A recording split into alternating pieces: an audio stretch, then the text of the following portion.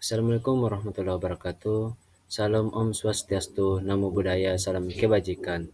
Kembali lagi dengan saya Indra, nomor induk mahasiswa 5013 93082, Prodi Magister Pendidikan Dasar. Kali ini kita akan membahas tentang pendidikan formal dan informal.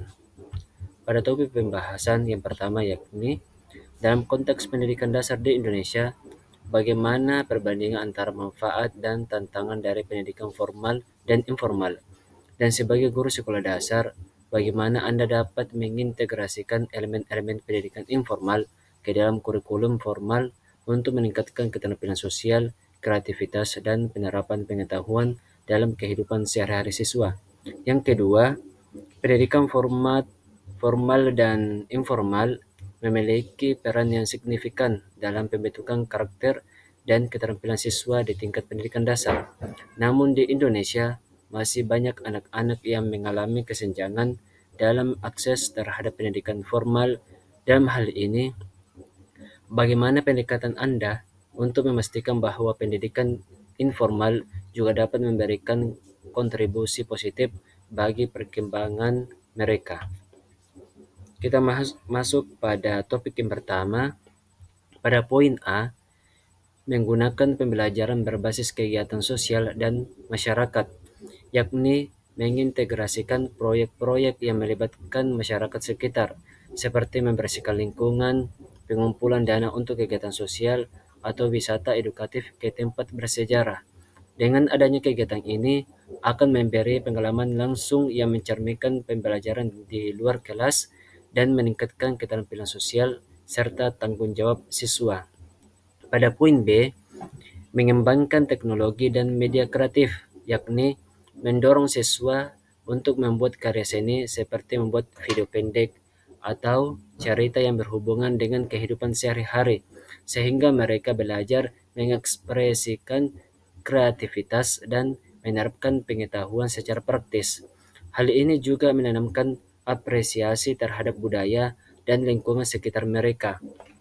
Pada poin C, mengintegrasikan nilai-nilai budaya dan kearifan lokal dengan memasukkan cerita rakyat, tradisi, dan praktik budaya daerah dalam pembelajaran untuk memperkuat identitas siswa serta mengajarkan mereka pentingnya melestarikan budaya serta memahami keberagaman.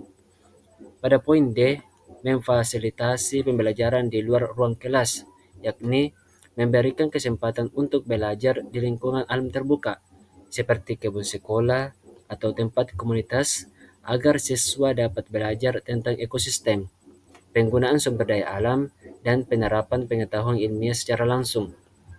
Pada poin E, kolaborasi dengan orang tua dan komunitas, yakni melibatkan orang tua dan tokoh masyarakat dalam kegiatan belajar seperti seminar, kerja bakti, atau latihan praktek yang membantu memperluas pengalaman belajar dan memperkuat hubungan sosial serta budaya siswa.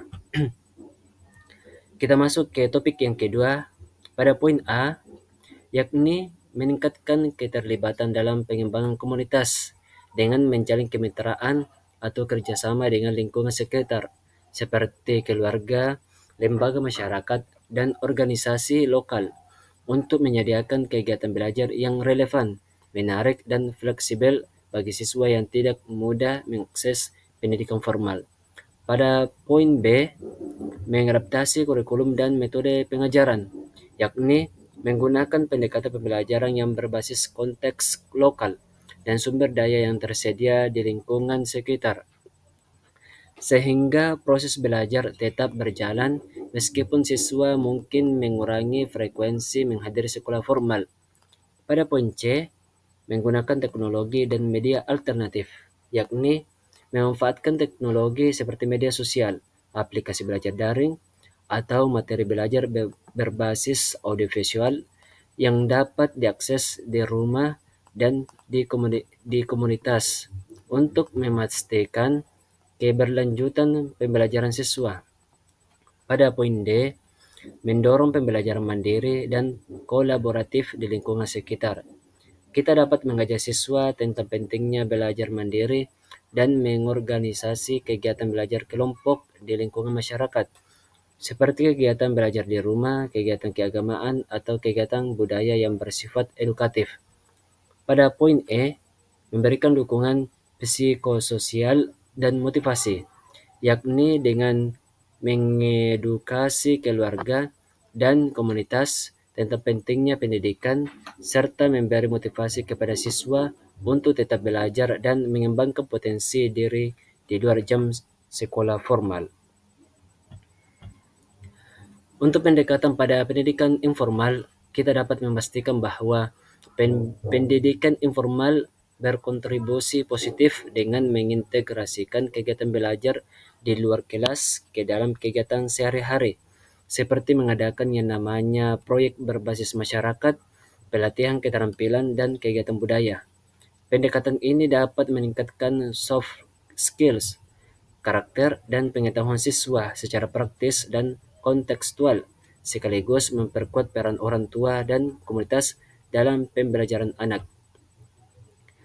Kesimpulannya, yakni mengintegrasikan elemen pendidikan informal ke dalam kurikulum formal dengan mengintegrasikan elemen pendidikan informal ke dalam kurikulum formal secara inovatif, proses belajar dapat menjadi lebih menyenangkan, relevan, dan mampu meningkatkan keterampilan sosial, kreativitas, serta penerapan pengetahuan dalam kehidupan sehari-hari siswa.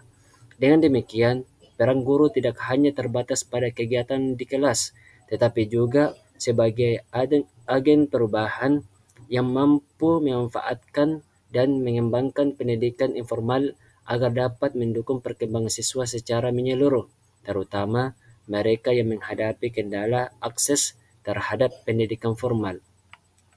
Sekian dan terima kasih. Sampai di sini pemaparan saya. Assalamualaikum warahmatullahi wabarakatuh. Salam Om Swastiastu, Namo Buddhaya, salam kebajikan.